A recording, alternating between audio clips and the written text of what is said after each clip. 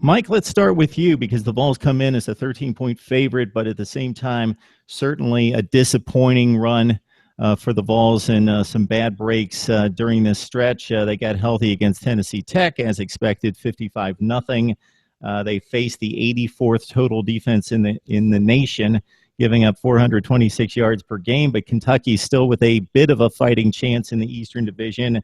And really Jalen Hurd's status in leaving the program. The big news, the running back position as a whole takes center stage with Alvin Kamara coming back. Yeah, Mark, Alvin Kamara is coming back, plus John Kelly had a decent game against South Carolina, looked really good against Texas Tech. We're not going to really learn much from the Tennessee-Texas Tech game, but here's what I will tell you. Tennessee came out, and Tennessee has played to their competition all season long.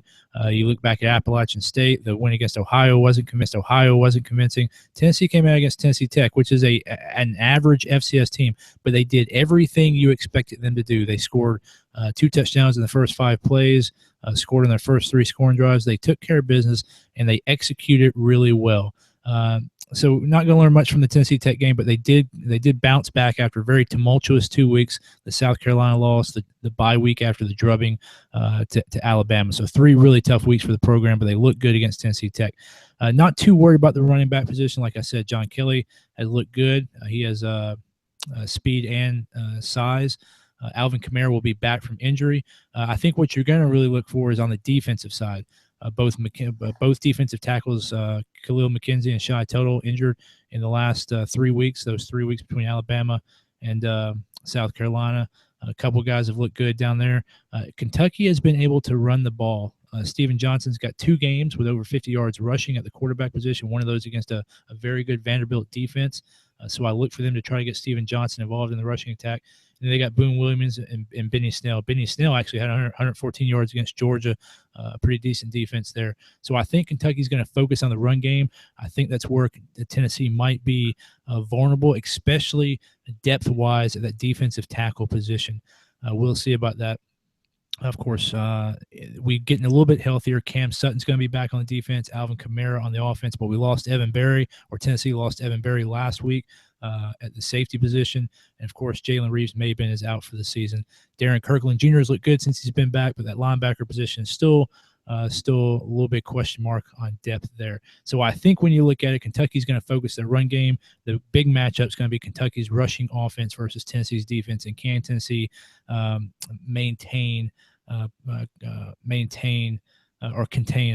Tennessee's defense contain the Kentucky rushing attack? I think this game might go over.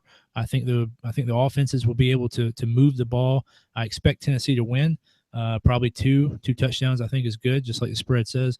But I think this might be a higher scoring affair than most people think. Mike, you mentioned the Kentucky running game, and there's a magic number there, 200 yards for Kentucky, and they're 5-0 when running for 200 yards or more, and 0-4 when running for fewer than 200 yards. So I think you're right where they're definitely going to concentrate on the run game. I think Tennessee's only allowed 200 rushing yards twice all season to Texas A&M and Bama. So, it was like, that the magic number of 200 there. We'll see if that stat continues to hold up. You mentioned Boone Williams, and I think he'll be definitely the focal point of the Kentucky offense there.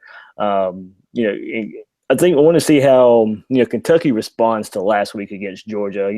I'm sure they felt that game slipped away from them, where they could finally get beat a big team at home. And how did they?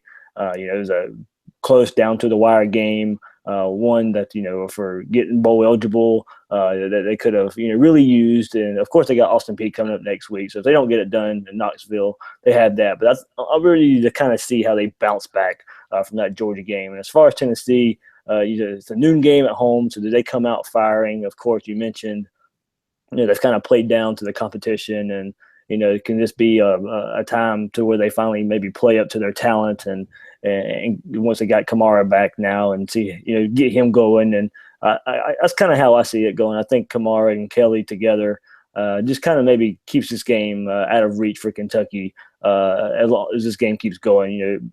Probably get up by a couple scores early and then just kind of grind the game away with that ground game between Kamara, Dobbs, and Kelly there. So Kentucky will, maybe try and run like I mentioned before, and keep that going. But I just think the Tennessee ground game will be the difference in this one. Dave, you're right. Dobbs has had two good games the past two seasons against Kentucky. He ran for a lot of yards last year and had a big 77-yard pass, I believe, to Josh Malone for a touchdown that game. Interesting, you noted if Kentucky had won that game against Georgia, which they led late in the fourth quarter, they would have went into the second week in November tied for first place in the SEC East in the sport of football. So we'll see how they respond to kind of that letdown on the road in a place, Tennessee, where they have not won since, I believe, 1982, I believe, is the last Kentucky win in Knoxville. It's certainly been 30 years or more.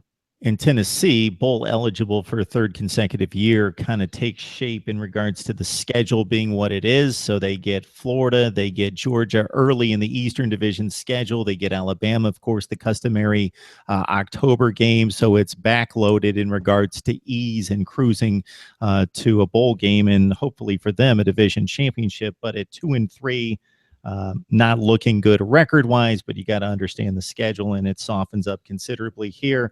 The Vols a 13-point favorite, as we mentioned. Kentucky, Tennessee, noon SEC game, also kicking off at noon. Mississippi State going to Tuscaloosa to take on the number one team in America. I don't think there's any question about that. After we watched Alabama take care of LSU 10-0, I was impressed with obviously both defenses in this game, but for Alabama to put the clamps on Leonard Fournette for a second consecutive year, 17 carries for 35 yards, considering that he's probably the best back in America, considering that LSU's offensive line will produce 3 to 5 NFL players, and that if Danny Etling gets any time to pass, no, he's not a great passer, but he's got certainly wide-out talent on the perimeter to take advantage. It just shows you how just suffocating Alabama is right now on defense. They've separated themselves as the best team and the best defense in the country until we see something else.